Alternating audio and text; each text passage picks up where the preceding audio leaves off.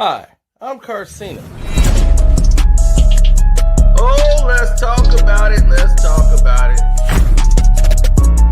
No one knows Carcino and none of these. There's so much going on in the world, and I'm just giving my 2 cents on it. Go in and do a raid at someone's house, but you don't have an arrest warrant for them.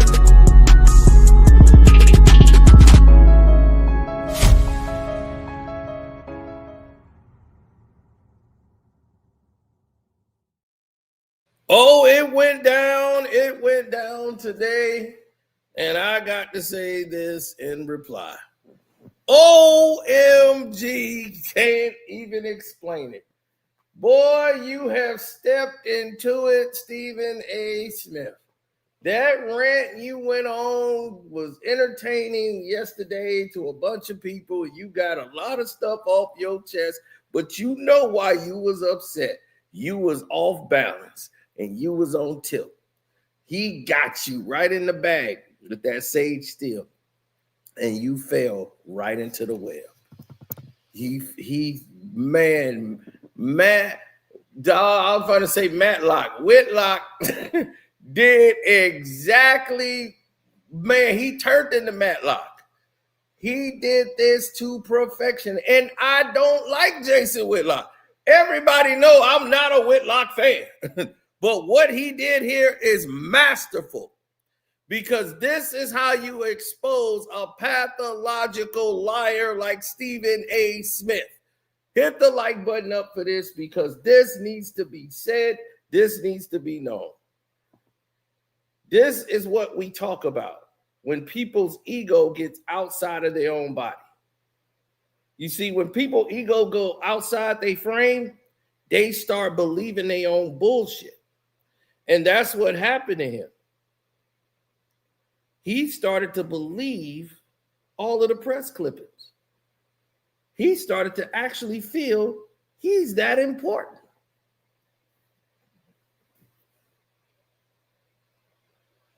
He bought all the way in.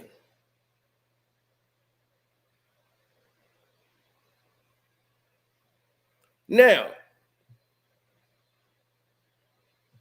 let's listen to what he actually said and what the real issue is with Stephen A., which was another thing a lot of people kind of omitted the first time around when he brought it up. But let's listen to what he was saying. Tell me you an athlete and you don't know that Cam Newton ain't on the show. You're lying. That's number one. So he's calling a 23-year-old kid, quarterback of the New England Patriots, a liar. I'm like, wow. Really? You gonna come at this dude that strong? And then I tweeted out and talked about it on our show. Oh, I'm sorry. The attack was Thursday morning? Thursday or Friday morning. Maybe it was Thursday morning. This is Jason Whitlock from Fearless. Fearless with Jason Whitlock. Definitely watch this on his channel. Thursday morning. Anyway, I'm like, hey, you're calling this dude a liar. This is like really, really over the top. And then I pointed out, like, hey, imagine calling Drake May a liar with this type of tone and seriousness because he says he doesn't know what show Cam Newton's on. And imagine doing that when you're sitting on all the lies you've told Stephen A. Smith about your college basketball career. How that on a Saturday in New York City in 1988, you hopped in a car with some guy that used to play basketball at Winston-Salem State. You drove through the night to Winston-Salem State in 1988 and had a basketball tryout. This is in February of 1988. Had a basketball tryout with Big House Games in Winston-Salem State the next Sunday morning.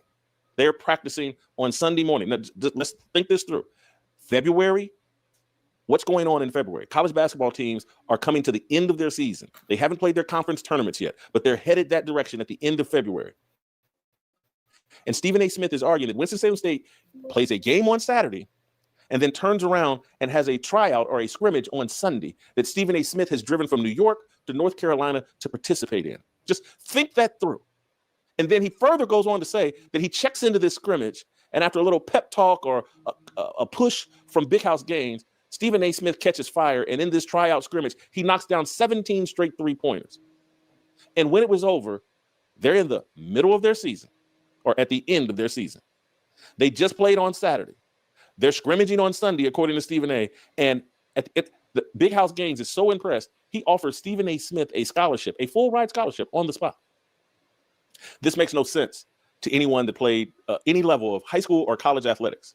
It makes no sense. Stephen A. Smith never really played for his high school team. According to his book, he was on his high school team his senior year for maybe a month and then got booted off he wasn't a starter.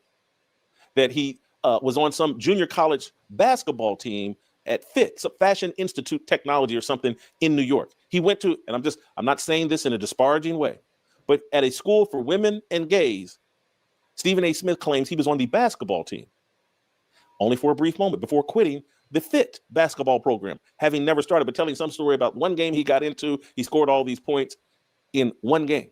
So the man never pees a drop in high school, has allegedly one game at a fashion school for women and gays, and somehow drives to Winston-Salem, North Carolina, and gets offered a full ride scholarship at one of the poorest HBCUs in America.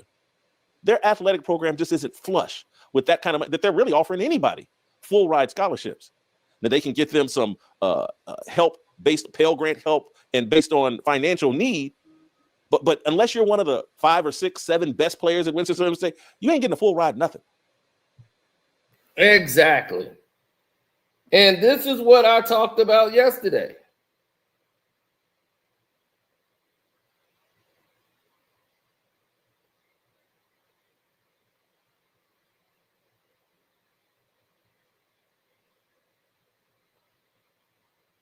I have to buy concert tickets for a friend's birthday, but Now, this is the part I don't understand, people.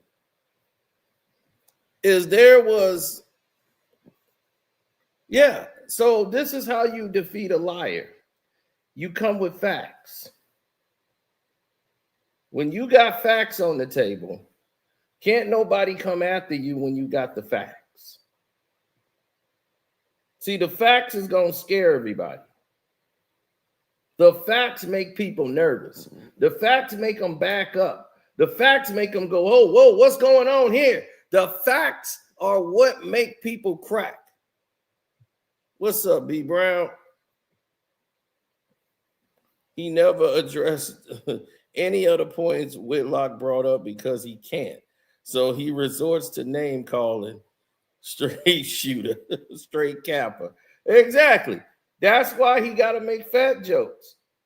And if you go out to fat people, they got something for you. Fat people know, look, they've been called fat 1,000 times their whole life. So it ain't nothing new that you saying. He know he big.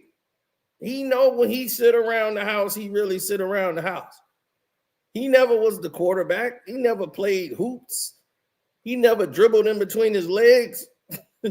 He know he ain't gonna stand on the beach with his shirt off. That ain't never happening.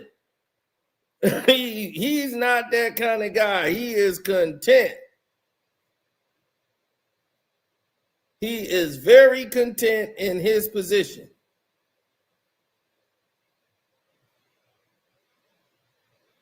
He knows he's gonna sweat on relatively cool days. He's okay with that. But what he does have is the facts. Stephen A. Smith has been lying, completely lying. And he knows it. And because of it, everybody's surprised.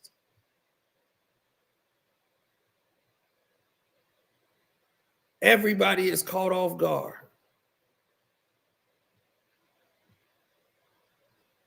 They said, well, I didn't know all this. How was I supposed to know? And it was like, man, for real? You didn't know? It was already out there for the whole world to see.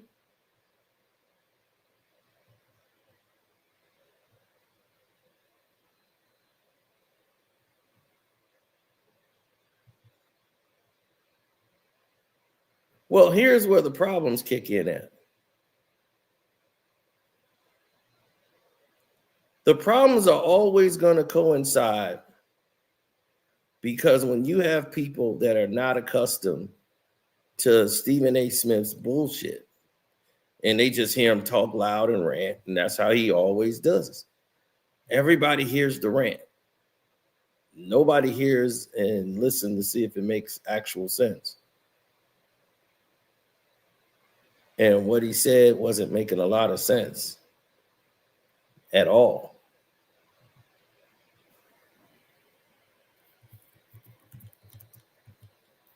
No, it really wasn't. So when it wasn't, the math wasn't mathing, everybody is now like, oh, well, what do we say here? What is this? I don't understand. All of a sudden now, nobody understands any of it. And Harold Kitt from 1974, who was a veteran, right? He was a seasoned basketball player, and he came and presented Stephen A. with a chance to go to play, up there at the school. Stephen A. was 5'9", 130 pounds at the time. So that means he was still growing. They said, oh, he displayed remarkable skills on the court, leaving Kitt thoroughly impressed.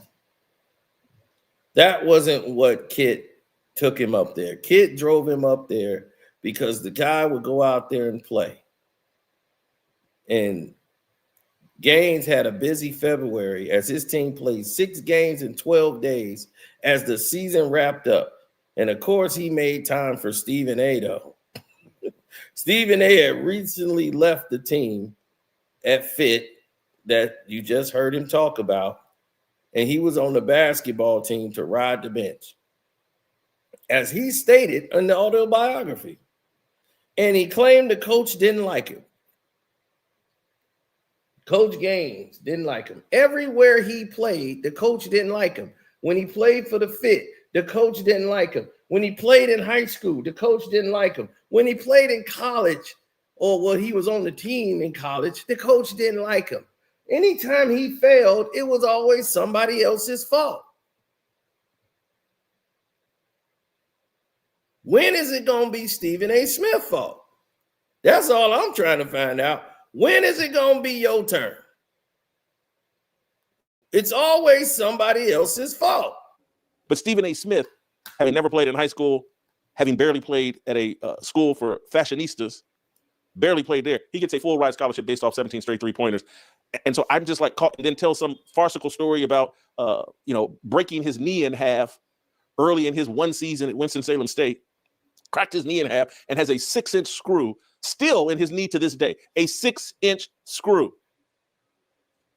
He's basically, he's basically calling himself a woman. A woman can handle a 6-inch screw, probably handle up to 8, 9, 10 inches. But a man, a 6-inch screw, and this is why I've said repeatedly, I think Stephen A. Smith was a medical miracle. He was the first person that had a vagina installed in his knee so that it could hold a 6-inch screw. He had a knee-gina. And I've pointed this out repeatedly.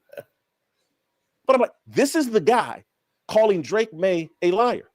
And so yesterday, Friday, in his rant, oh, I was just joking. Now he's falling back. Now you just heard him with a serious tone call Drake May a liar.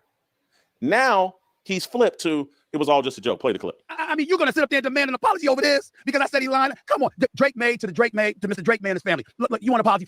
Come on, man.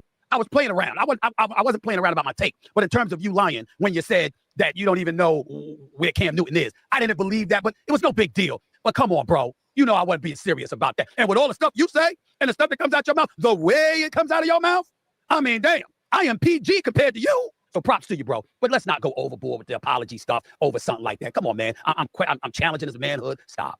You're just attaching far too much seriousness to it than that. I didn't mean it like that. Come on, bro. I mean, you're going to get at me or something. Could it be something more serious than that? Come on, man. Come on.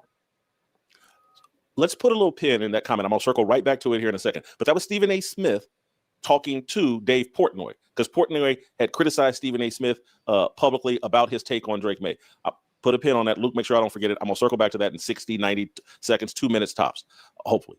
I want to play for you all. Again, this is an old clip that I've shown you from Stephen A. Smith's own podcast, this is probably a year or two ago, where he acknowledges and admits that he's been lying about his basketball career. He put this out. I think he got laughed off the ESPN set, or laughed at on the ESPN set, because they put up this graphic comparing him to Jalen Rose and JJ Redick and their college basketball careers to Stephen A's career at Winston-Salem State. And they put up stats that said Stephen A. Smith averaged 1.5 points during his Winston-Salem State career. And Stephen A. said on ESPN, on their platform, well, I only averaged 1.5 points because I played one game. And again, when you hear me say, like, hey, man, I'm telling you, Stephen A. Smith, I'm not exaggerating. He's a retard. I mean, he's a legitimate retard. He got held back in 4th grade. This is in his own book. And in 11th grade, 12th grade, a counselor laughed at the thought of him going to college. And so someone who has to repeat 4th grade, someone's laughing at him about going to college when he's in 11th grade. That's the type of person who can't do the math in his head and figure out, I can't go on TV saying I only average 1.5 points a game because I only played in one game. You can't average 1.5 in one game. You can average 2, you can average 1, you can average 3, 4, 5, 6. But anytime you put that 0.5 on there off of one game, it's an impossibility. There are no half pointers in basketball. Exactly. So when I first saw that, I knew it was ridiculous.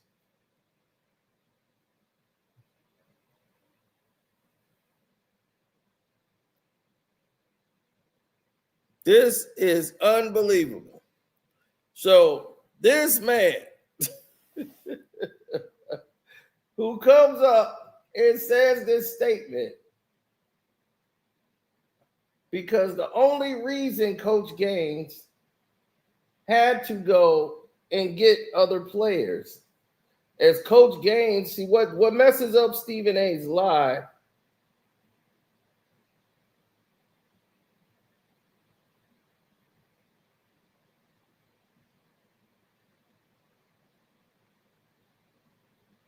Man, they keep calling me about Black Friday. I'm not going to no Black Friday. Now, I hate that I'm agreeing with him. I know. It's just that one person is getting the facts and another person is never addressing them, just talking loud. And the other person is Stephen A., who ain't doing it. And this is the problem that we talk about here when we start saying facts and guys coming with that statistics. He's not coming with anything factual. He's making this real easy for Whitlock. Very easy. And if you're going to come, that's why I said he fell right into the trap. So in the middle of a pivotal season, with no scrimmage or anything, his starters had the nerve-wracking experience for him. However, it defied all expectations and gave an extraordinary performance. He hit 17 threes. Hell, Klay Thompson had the record with 14. He didn't beat Klay Thompson. Gross exaggeration.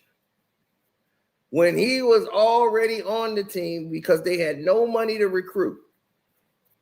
Coach Gaines had already told this in his book, which messes up Stephen A's lie.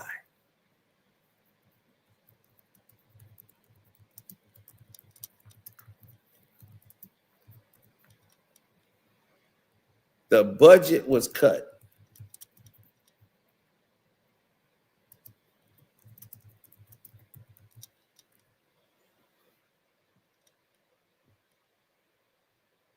Mm-hmm.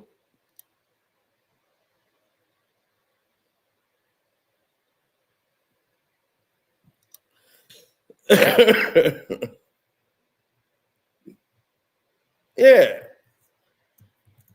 I mean, this is a legendary coach.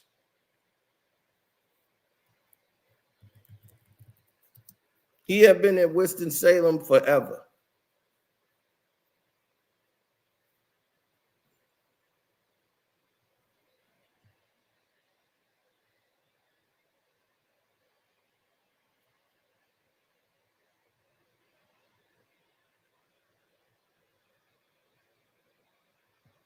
Oh, yeah. Big House Gaines. They call me Big House. Oh, you know that.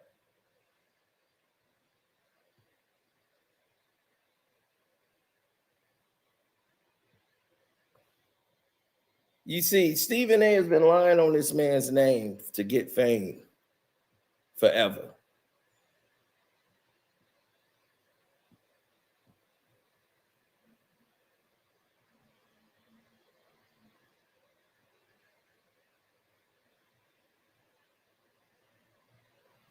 Stephen A wrote an article to get this man fired. Where is that article? Please present that.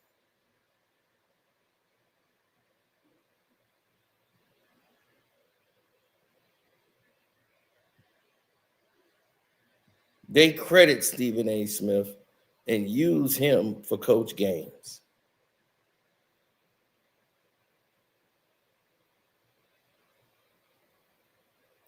Coach Gaines retired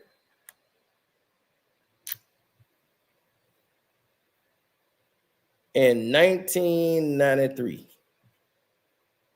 1993, y'all. I want y'all to let that sink in. Coach Gaines retired in 1993.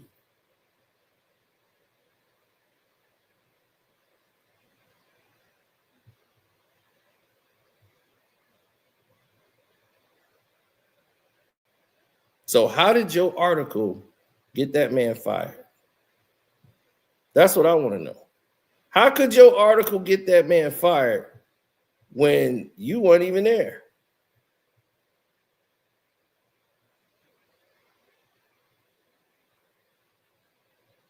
Where were you at?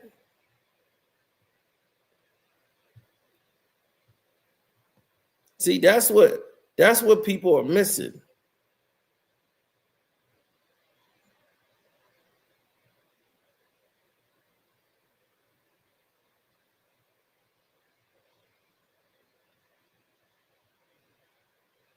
I'm very curious to know, where are you at in this situation?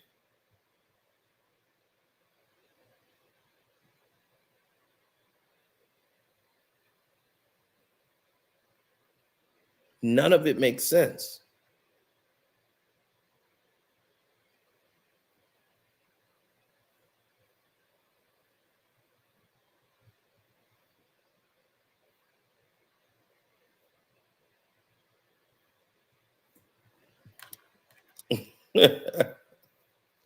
That's because you went for a tryout in February of 1988. Coach Gaines retired in 1993. That is 5 years later. So how did you write an article to get a man fired when he retired in 1993, forced out because they made an age rule?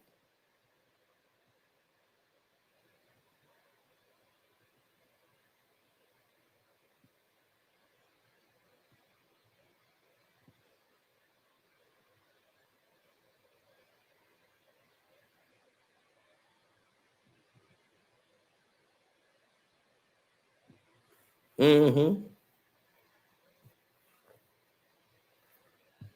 Well, the thing was, the Jim Crow era laws led to college basketball becoming fully integrated at all levels. And that made it difficult for them to get star talent over there to Winston-Salem. They cut the budget. In 88, the budget was cut. For the first time ever, they had their budget cut in half. So when you saw all of that activity that they were talking about, it made no sense. None. Now, here's the news. What Whitlock was talking about was something on a whole different scale.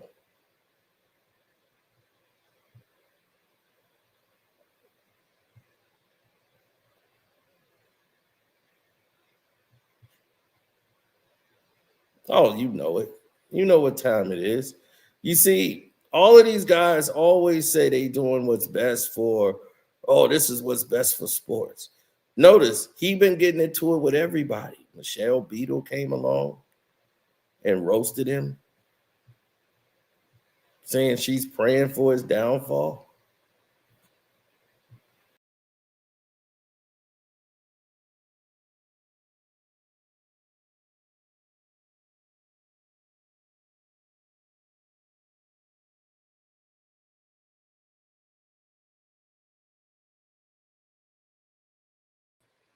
You know how that game go.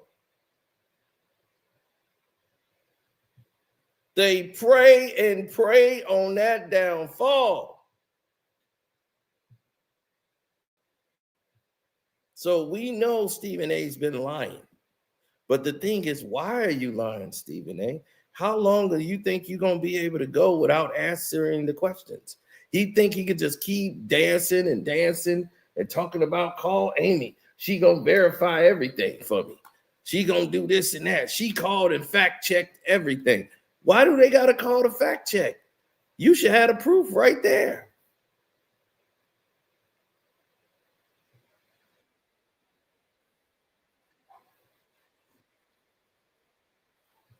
These are the kind of mistakes you make. And so Stephen A took to his own podcast 2-3 years ago and copped to lying about his basketball career. Play the clip. They talk about I averaged 1.5 points a game. I saw some article on social media. That's a lie. It was less. See that? You didn't know I was going to say that, did you? It was less than that. It's a lie. How about 0? Because I never played, because I cracked my kneecap in half. I got operated on at Wake Forest University in Winston-Salem, North Carolina. My mama was by my bedside. My sisters came to see me. They said I'd never walk straight again. My bone cracked in half my first year at Winston-Salem State. I still have those knee pains to this very day. Still in the knee that still has a 6-inch screw in it that I never took out. And in the left knee, because I spent years overcompensating for the pain in the right knee. You didn't know that, did you? The man is claiming he has a 6-inch screw in his knee. This comb is probably 5.5, 6 inches. This comb that I'm holding here.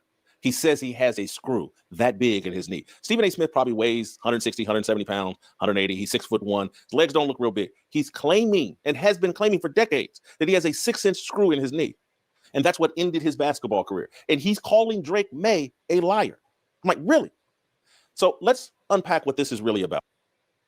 A 6-inch screw in his knee. Are you kidding me?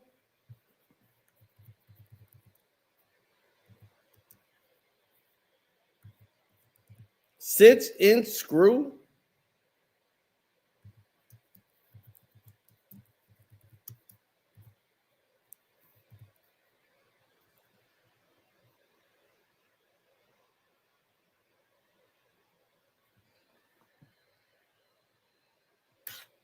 Now, let's take a look at what screw sizes are usually. All right, let's take a look, because I'm not a doctor. 2.5 millimeters, 3.5 millimeters, 4 millimeters, 5 millimeters, 6.5 millimeters, 7.3 millimeter with length, with ranges to 20 millimeters to 150 millimeters or more. That's the common diameters.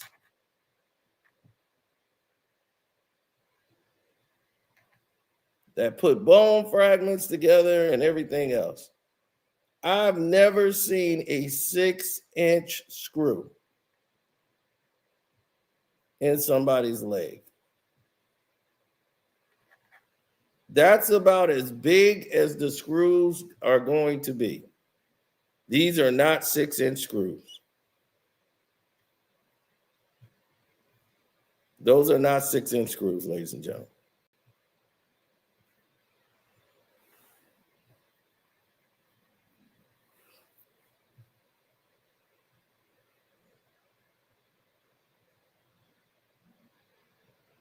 Now, if he says 6 millimeters, then yeah, okay. I'll buy that. But 6-inch screws in his leg. I would believe you if that's what you're saying. That's what he meant to say. See, if it's something you meant to say, you might say it wrong one time. You don't repeat it over and over again. He keeps saying it. I got a 6-inch screw. I got a 6-inch screw.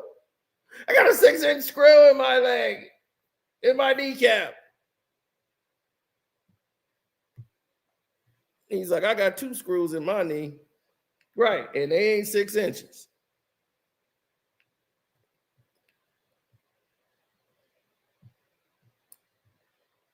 See, when you cap all the time, people are going to call you out on your bullshit. And when you're a pathological liar like Stephen A. Smith, then this is the results. Because most men would be offended. Someone's on national TV calling me a liar? Impinging on my credibility? Again, if Drake May has any Christian faith, it's like, a liar? When Jesus Christ is the truth, he's the way, the truth. The truth is everything, and you're on national TV calling me a liar because I say I don't know what show Cam Newton's on? I want to play you him tap dancing for Dave Portnoy. See, I've already played you, and we will play you. Stephen A. got all kinds of smoke for me, all kinds. But he starts out this show addressing Dave Portnoy, and boy, did he dance a jig. Play the clip. I just know that David Portnoy has been highly successful. Barstool and other things that he has done. I respect the man.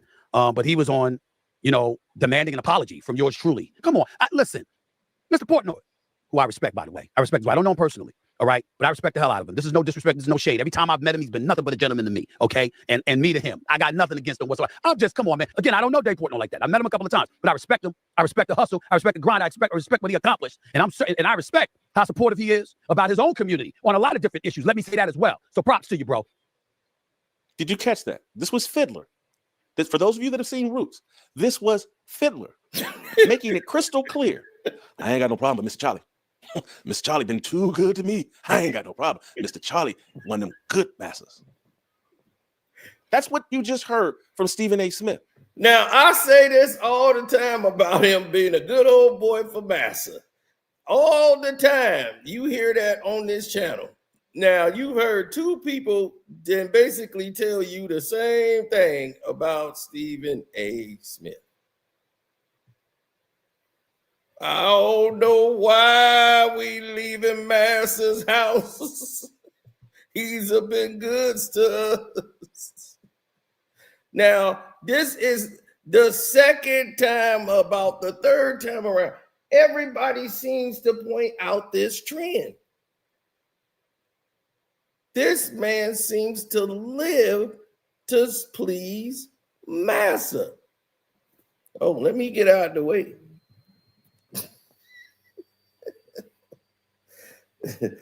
That man seems to love to please Massa. He is happy on the plantation. I don't know why we leave Massa's house. He feed us on Sunday, clothes us on Tuesday, and beat us on Wednesdays and Thursdays.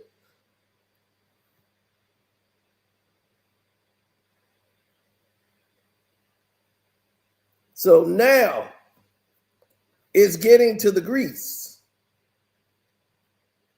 Whitlock is luring him more and more into his web of lies. He doesn't want any smoke with Dave Portnoy and ends it. But play the clip over again, because I want you to hear the ending where he talks about, he's part of a community, and I respect that community and how they handle things. Play the clip. I just know that David Portnoy has been highly successful. Barstool and other things that he has done. I respect the man. But he was on, demanding an apology from yours truly. Come on. Listen, Mr. Portnoy, who I respect, by the way. I don't know him personally. All right. But I respect the hell out of him. This is no disrespect. This is no shade. Every time I've met him, he's been nothing but a gentleman to me. Okay. And me to him. I got nothing against him whatsoever. Come on, man. Again, I don't know Dave Portnoy like that. I've met him a couple of times, but I respect him. I respect the hustle. I respect the grind. I respect what he accomplished. And I respect how supportive he is about his own community on a lot of different issues. Let me say that as well. So props to you, bro. That's how you dance a jig. you give Mr. Charlie his big ups.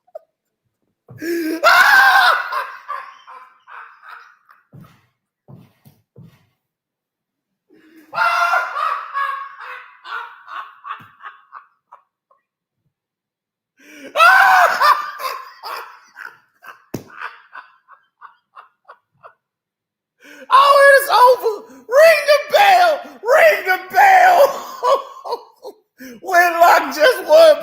knockout. It's over. It's over. Oh, stop the fight. Stop the fight. Stop the fight. Whitlock just won by knockout. Oh, it's over. Oh, it's over. It's over. Stop the fight. Stop the fight.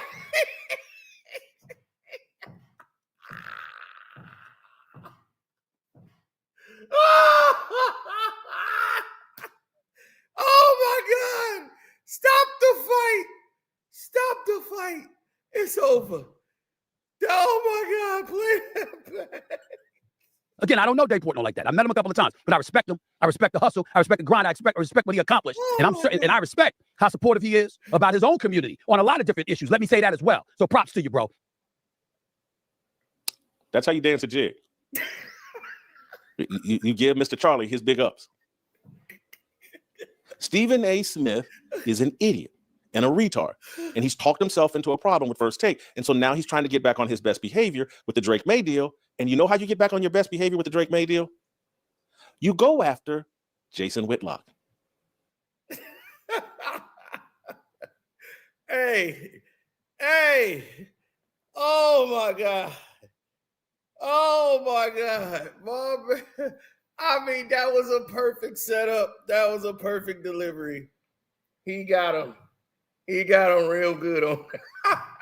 He in there, Mr. Portnoy. Who I respect, by the way. I respect you. I respect you, Mr. Portnoy. I respect you, Mr. Portnoy. Come on, bro. Come on, bro. He ain't your bro. I respect you, Mr. Portnoy. Fiddler. Mr. Charlie. Yeah, he ain't got no smoke for Mr. Charlie. Oh my God.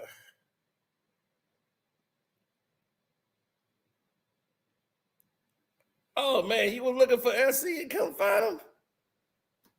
Damn, I gotta send you some stuff. Because SC was everywhere. He was on YouTube.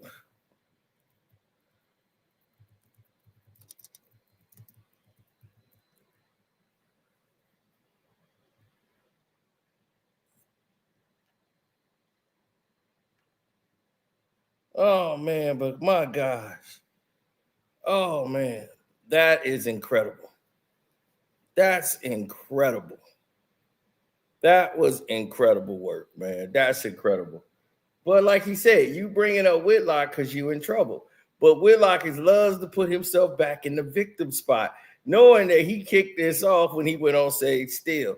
So that's really what got Stephen A. hot, but he's making it like Stephen A. is trying to come after him to cover up for the Drake May situation.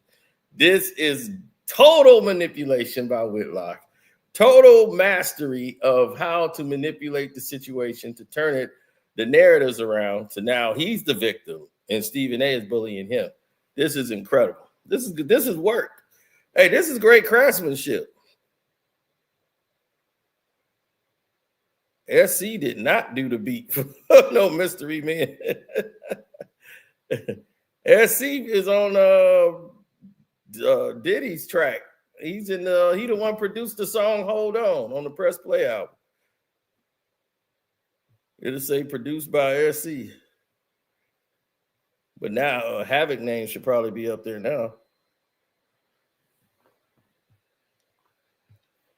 Oh my God, unbelievable. That was masterful. That delivery right there.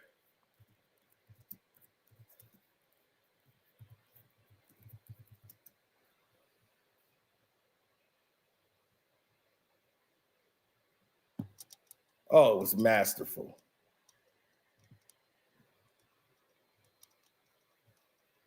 Oh, that's how you do it. Let me send this to him. Okay, there it is. SC for Fort Knox Management. There you go. That's for you, Jersey, yeah?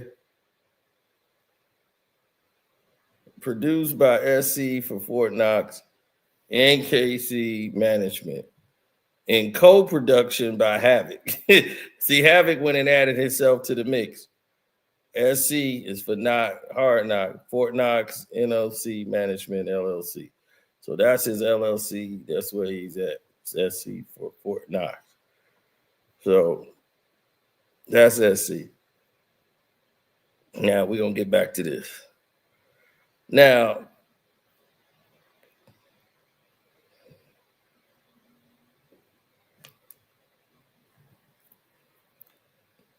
oh, this is a masterful performance by Whitlock. Masterful. Now, as this goes on, you go after your distraction. This is the same thing he pulled a year or two ago when he came after me. It was all a distraction. He was in hot water.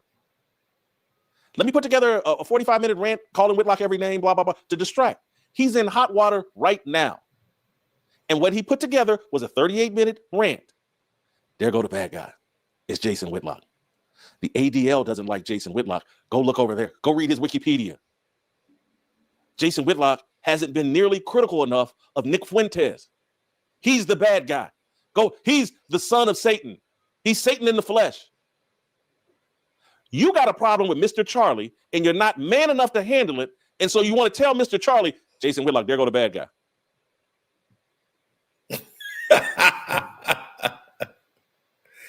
So Whitlock is finna really go in now. Now he finna start to cook because he's finna bring up a whole lot of stuff that need to be brought up. Like this fake photo here, his so-called teammates. How are you a teammate and you ain't never play a game? You barely know them. They only know you from TV. They don't remember you see Stephen A. Smith in the gray team? suit, black shirt in the middle of that. This was Stephen A. a couple, 2 or 3 years ago. They're bringing him back to Winston-Salem State to celebrate Stephen A. Smith and all the success he had and Stephen A. Smith's college basketball teammates. And I pointed this out to you all in real time. Stephen A. Smith is 6'1". The guy to Stephen A. Smith's left, to the right of the screen, appears to be wearing maybe a navy blue sport coat, slack suit, white or light shirt, who looks to be, if Stephen A. 6'1", that guy looks 5'9", 5'10". That is Gary Stevens, who Stephen A. Smith flies around the country with, their former Winston-Salem State teammates.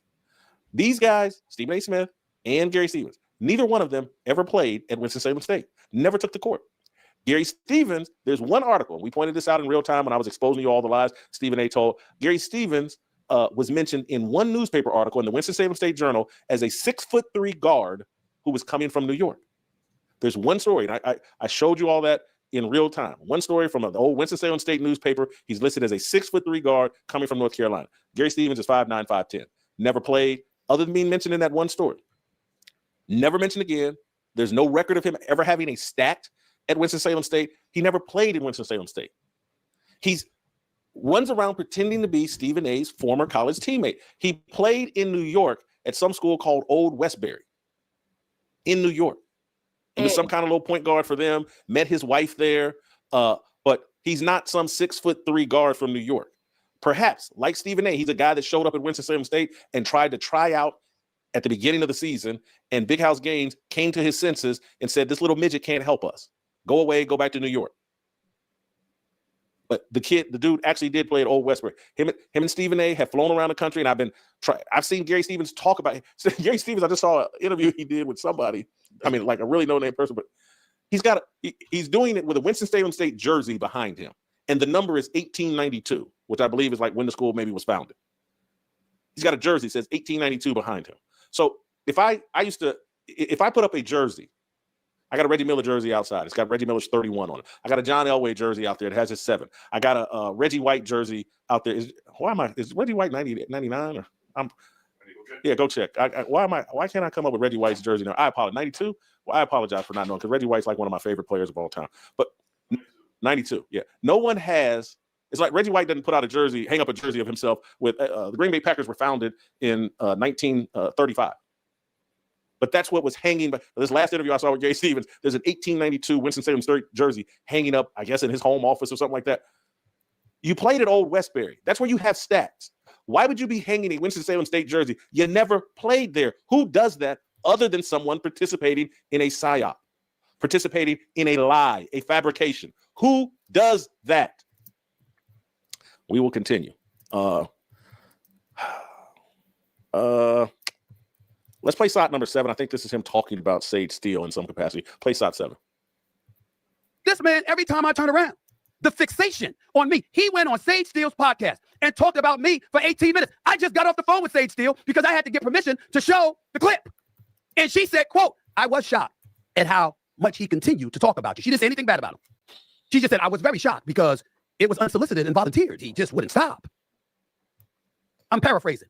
Because he can't stop talking about me. Why don't you tell the truth, Jason? It's the only way you can make money. Because that's how useless you've become in mainstream. You don't even talk about sports anymore. You talk about people. You don't have to get out there and do any reporting. You don't have to get in somebody's face. So you can go watch the interview I did with Sage Steele. And you can go watch for yourself. And I have not called Sage. I watched this last night. I didn't need to call Sage and get some explanation or anything like that because I have the interview that I did with Sage Steele as my proof and evidence, and you can watch it. I talked about Stephen A. Smith because she asked me questions about Stephen A. Smith. Stephen A. Smith is acting like I went on her show, like, Sage, I want to come on and do an interview about Stephen A. Smith. I don't want to talk about anything else. I had no idea what Sage Steele was going to interview me about. I just agreed to do the interview because I like Sage. Sage lives here in Nashville, just like I do. I'd like to support Sage Steele. I went on her show. She asked questions. I responded. Stephen A. is pretending like I went on there. We got to do 18 minutes on Stephen A. Smith. Go watch the interview and see if you think I dragged Stephen A. Smith into a conversation when she didn't directly ask me about Stephen A. Smith. That's true. Stephen A. Smith is a liar. He tries to make the narrative what it is because he says it with conviction. This man in his own book said he was a con man. That was his own words. I was a con man. That's Stephen A. Smith's own words. I was a con man. I conned people into thinking I was smart. He tell you that. His own father thought he was a dummy. Give it up. The boy isn't smart. He just isn't smart. Your dad was saying his accent. And now look at you now. Not smart. It's all reigning true.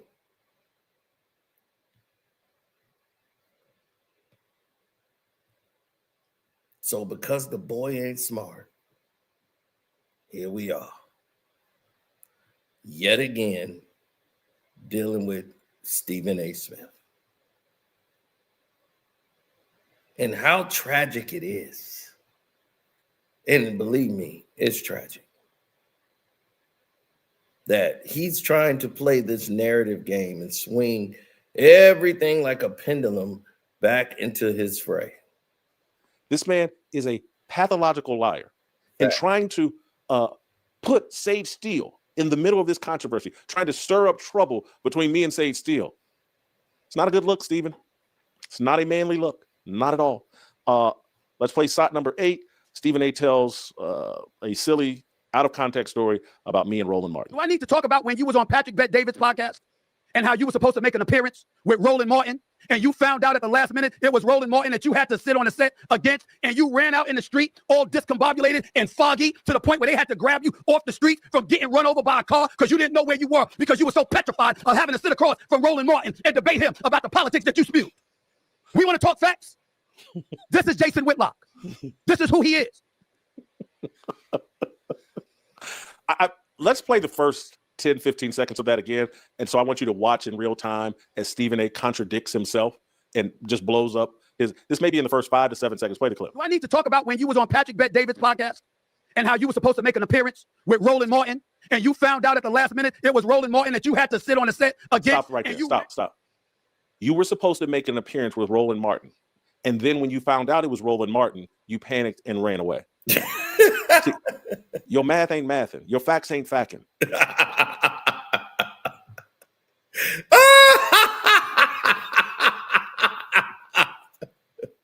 Straight caught in his own talking fast lie. You were supposed to do a podcast with Roland Martin, and then when you found out it was Roland Martin, it's like, well, if he's supposed to be doing a podcast with him, why would he be surprised it's Roland Martin? One side don't add up with the other. Something's wrong there. Your thoughts are discombobulated. As much as you think I was discombobulated running out of there, that's how discombobulated you are, because Bob Kraft, Bob Iger, and Dave Portnoy have a problem with you attacking Drake May for no reason. Anybody that's watched Fearless has seen me, heard me unpack what transpired between me and Patrick Bet-David. Patrick Bet-David and his people sent me an email about flying. I live here in Nashville, flying to Florida to do an interview with Patrick Bet-David. So I accept their invitation, take a day off of Fearless to go fly down to Florida to appear on Patrick Bet-David's show.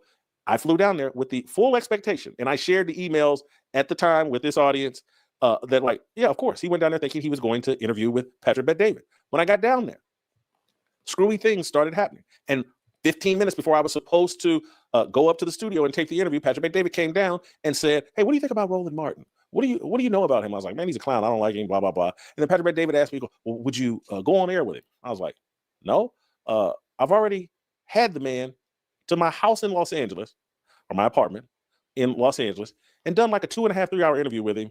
And it was horrible because Roland Martin talked all over top of me. And I'm not someone, I like to talk. I like to let people talk. If anybody watches my show, I let everybody have their say.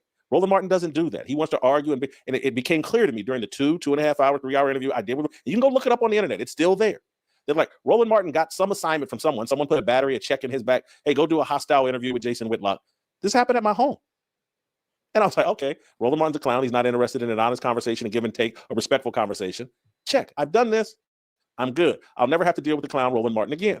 And I explained that to Patrick Bet-David. Like, man, I've already dealt with this dude. I didn't fly down here to get in some yelling match with Roland Martin. And I'm just telling you, what I thought in my head was like, oh. And look, I've made peace with Patrick Bet-David, but I'm just telling you what I thought in real time. So you'll hear this as disparagement, but this is what I was thinking at the time. I've made peace with Patrick Bet-David. Did I put enough context for you to understand this? So when this is going on in real time, I'm like, oh, look, he done set up a Negro wrangling match. He gonna pit me and Roland Martin against each other for the entertainment of his audience. And I just took off from my own show, flew down to Florida to wrestle with Roland Martin, someone I have virtually no respect for. And so I got up and walked out and left. When I got up and walked out and left, I called an Uber. And Patrick Bet-David did come outside and try to talk me into coming back inside, offered me money, offered to, no, we won't do Roland Martin. We'll just do the one-on-one. But I was like, I don't want to do it, man. I don't have no trust in you. I don't know what you're up to. This whole thing. I done left Nashville and my own show to come down here under some false pretenses. And so I hopped in an Uber and went back to my hotel. And I explained this in real time. When I went back to my hotel, I argued with the Uber driver because the Uber ride was less than 3 minutes, maybe 2 minutes to get to my hotel. And I argued with my Uber driver, this ain't my hotel. No way, this is my hotel. It was a 30-minute drive to my hotel, from my hotel to the studio. How can I be back here in just 2 minutes? This is not my hotel. And the guy said, man, look out the window. Look out the door. Open it. This is your hotel. And I looked out and I was like, this is my hotel. And a light went off like, oh, they drove me around for 30 minutes while they waited for Roland Martin to get into the studio and hide him away so that we wouldn't cross paths and I wouldn't see the setup. And when the car service that eventually took me to the airport was the same car service that Patrick Bet-David had sent to drive me to the studio, I asked that driver about it. He's like, and he said, like, yeah, man, they do some funny things with PBD, and you're not the first person to be upset and feel like, man, there's some shady things going on, blah, blah, blah. And he's like, yeah, they asked me to drive around until they gave me the signal that it was time for you to come to the studio. That's what happened. Roland Martin and his T-shirts, vote like a black woman, and all that sassy, zesty behavior. I don't want to be around it. I don't do the zesty thing. I don't do the sassy thing. That I avoid people that tempt me, particularly at my old age. It's a bad look. But I'd like to slap the taste out of Roland Martin's mouth.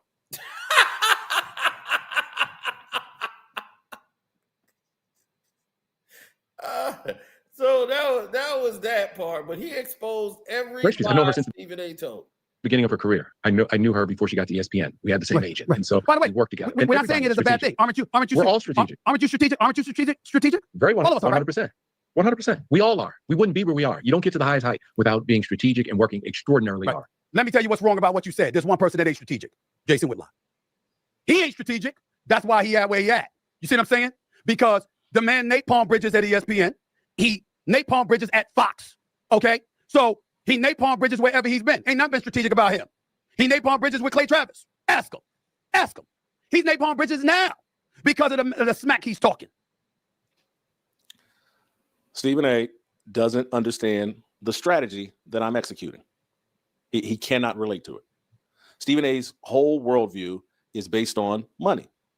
And whoever has the most money is the most successful. He can't believe that I don't believe that I'm actually executing a strategy. And again, maybe it's not a perfect strategy. It's not. I've certainly copped to mistakes I've made.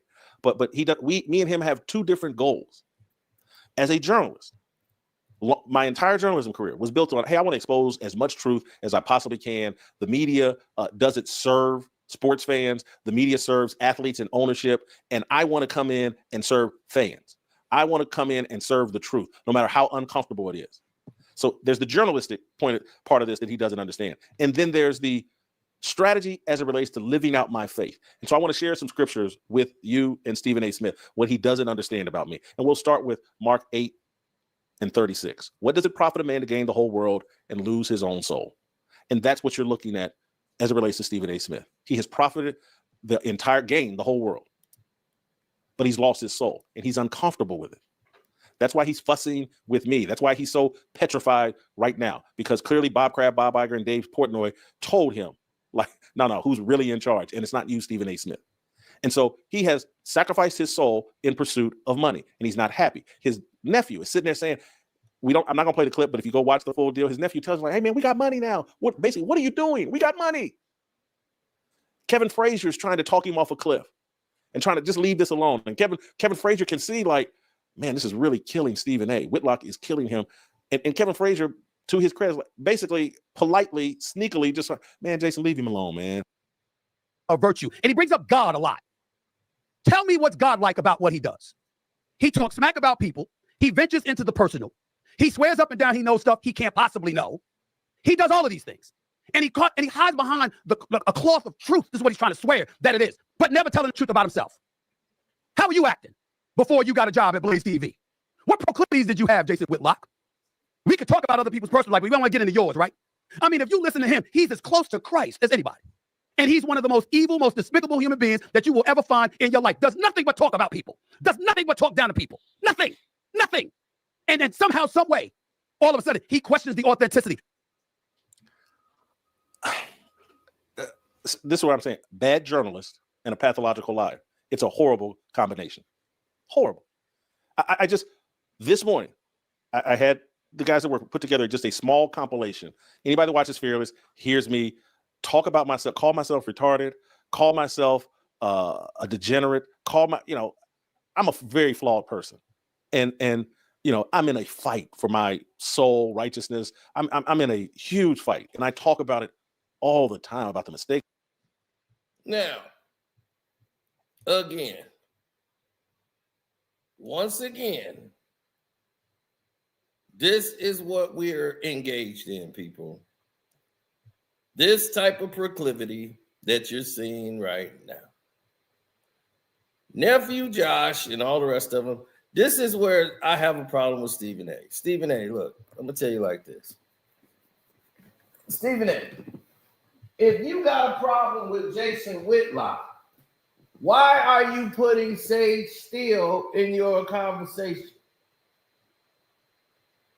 Take it up with Whitlock. Why would you have Kevin Frazier and your nephew up there for that nonsense? They didn't come there for that. Address it yourself. Stand on your own. Quit hiding behind other people and using other people to justify your statements.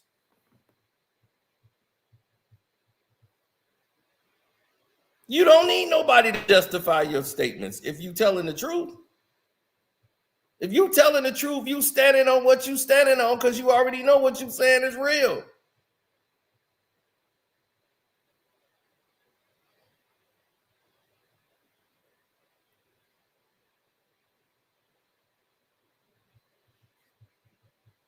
Weaponizing the Bible is nasty work. Exactly.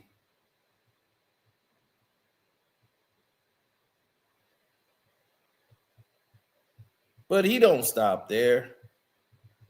different light.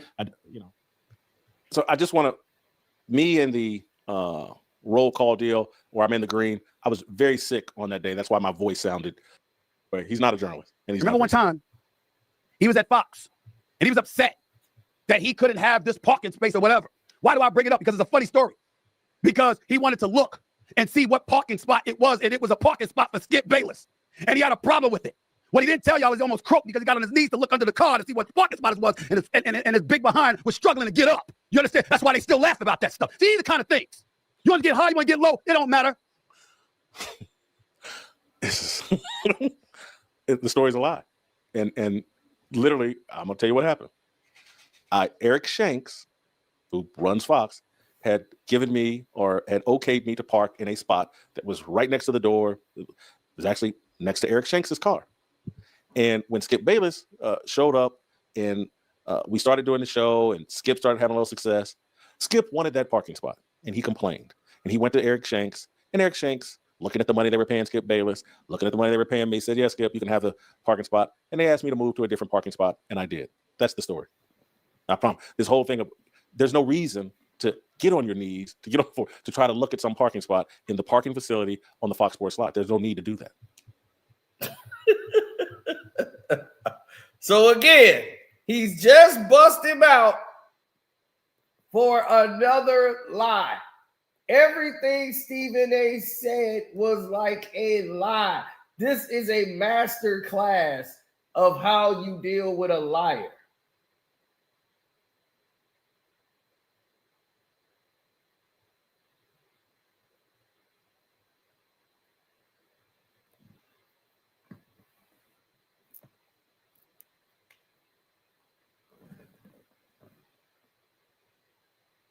Now,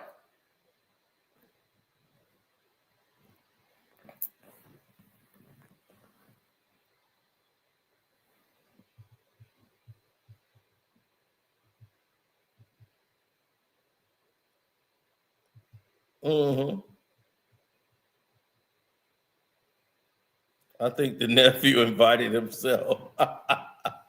But see, that's how it go though. That's how it is. That's how it rolls.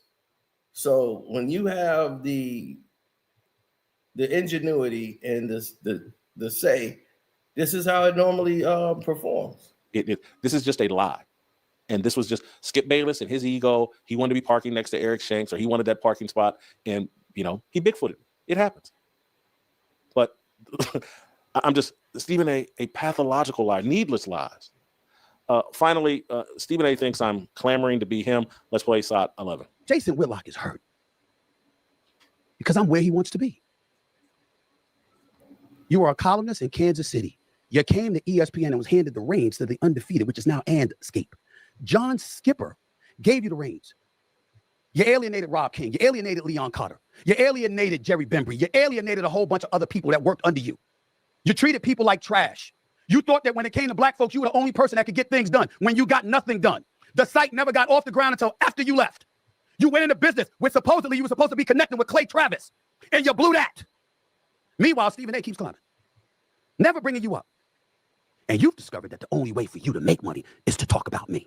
Everything I am, he wants to be. Y'all haven't heard me say that about anybody else.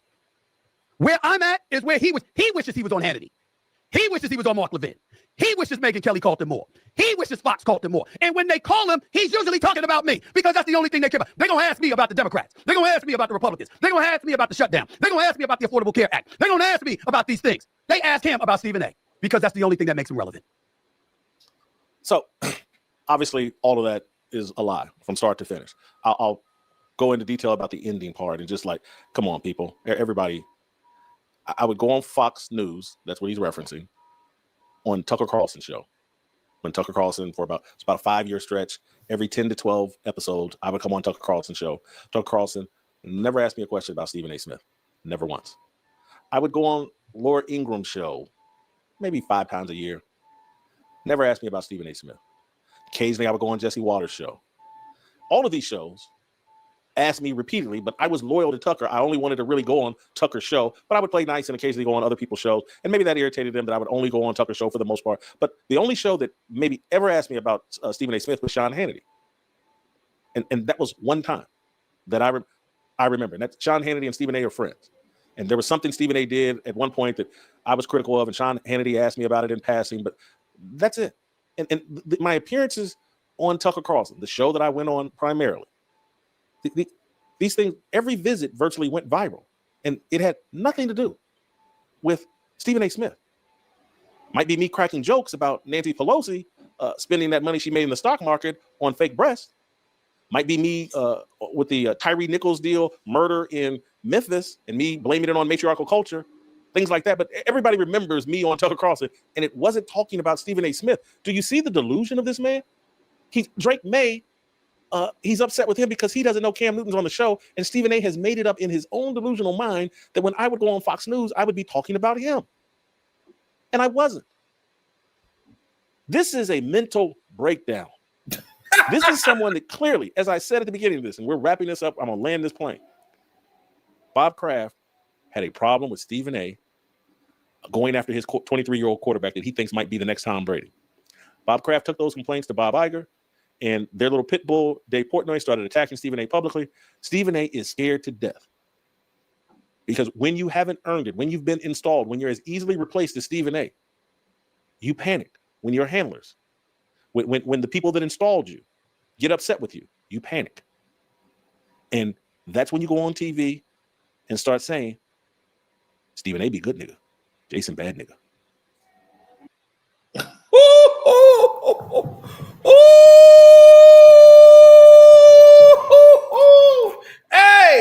Hey, that's that ether for you right there. Oh my God. Hey, that's it. That is it.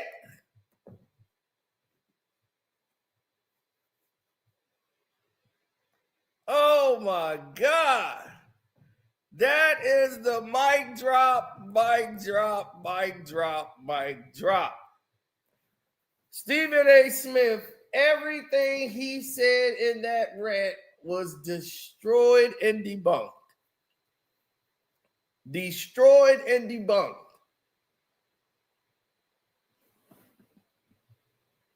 Which proves he's just a product, manufactured, nothing authentic. And that's why no one can take him seriously. He put himself in this box. Nobody else. He did it to himself. Your basketball career, your journalistic career, had you never wrote that book, none of this would be coming up.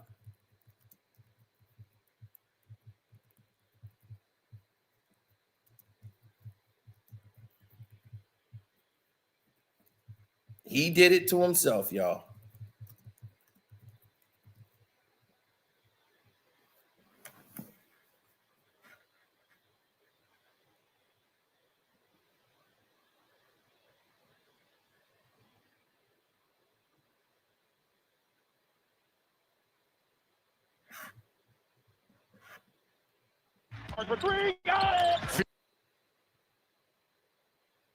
And he talked so much crap about James Harden.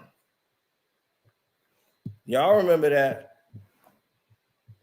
James Harden, one of the best players in the game.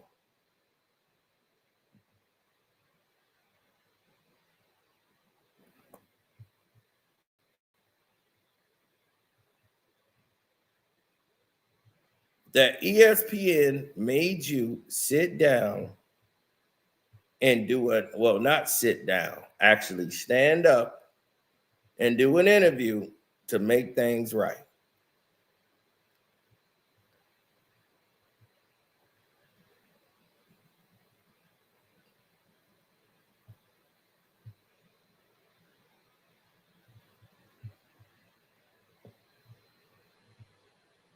See, I know they remember that. Let's take a look at it, ladies and gentlemen.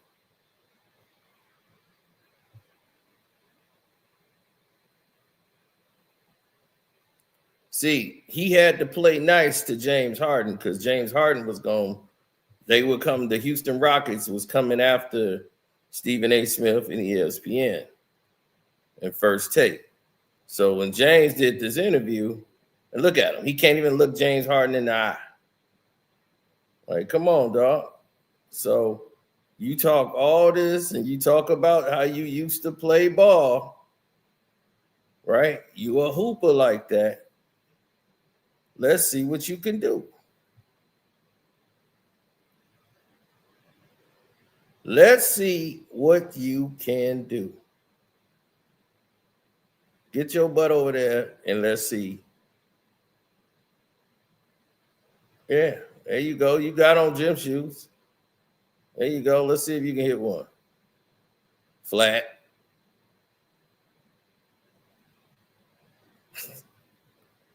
Look at that.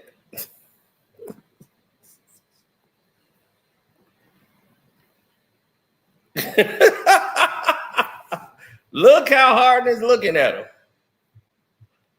You want to talk about me? You want to talk about me, bro? You gonna wave your tongue talking about me? Oh, come on, man. I got that. I'm warming up. Yeah. Let me. The shirt held you back. Yeah, raise it up. Raise the shirt up. It was the shirt. Go ahead, raise it up. Okay, you got this.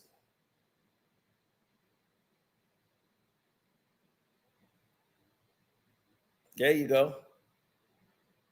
Hit you on the pass. Oh, flat again.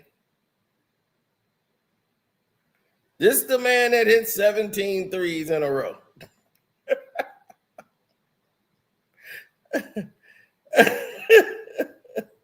James Harden is like, yeah, come on.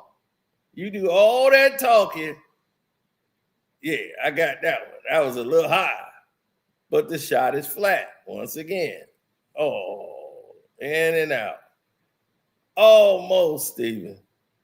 Almost.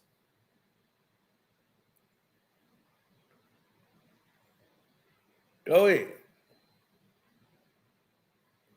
Come on. Where's that Winston-Salem? Ugh. Gosh. My goodness. They was like, you be cut. He's shooting like Bronny James. I was like, dog, you like Bronny James out here, dog. What is this? No, I got this one. Come on, I'm going to get one. All you got to do is get one, Stephen A. One. Come on, warm up. You warmed up now? Come on, you got to get one. All this hoop talk you be doing. All this hoop talk. Come on. Come on, liar. Let's go, liar. Let's go. All this hoop stuff he talking. All right, there it is, but flat. You can tell by the way he's shooting at his hands. Look, front of the rim. Yeah, dude, what are you doing? Look, your shot is right. You see where he's holding his hand and where he got his wrist down? That's right where he released it. You're supposed to be up and out and the wrist down. What are you doing? That's what I'm saying. Your fundamentals are terrible. Your mechanics is off. Okay, that one looked a little better. See, he got the hand down, but still too low. You too low.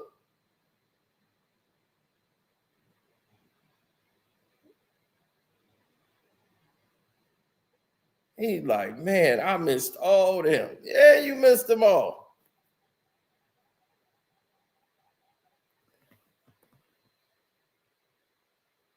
Look at James. James Harden looking at him like, damn, you really suck. I ain't know you was going to be this bad. Now, you can't never talk about me no more. Like, no, you used to hoop, no. What planet was you hooping on? Was it a Nerf ball? What was it going on? No, I got this. Give me another shot. Another one, flat. Look where your shoulder is and where the ball is. Of course you're going to miss. It's flat. You're shooting at the rim instead of above it. This is basic basketball. Everybody watching his release can tell he gonna miss. Look where he's shooting the ball from. Another one that's short. Good Lord, look at that. Look at James Harden. We done. That's it. We done. We done. Look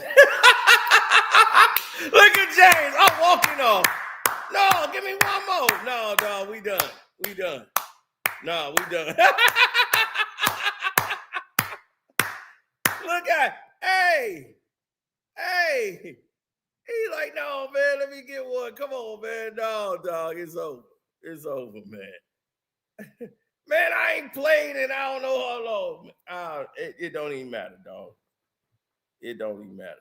They gave you enough shots for you to even come close. They ain't come with the excuses. Yeah, look at James Harden like, man, this was great.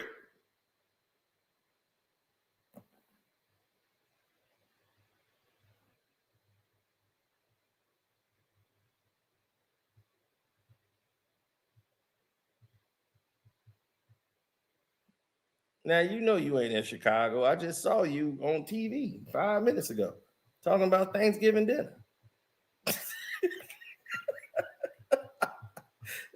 You are not in Chicago. You didn't blew all that up.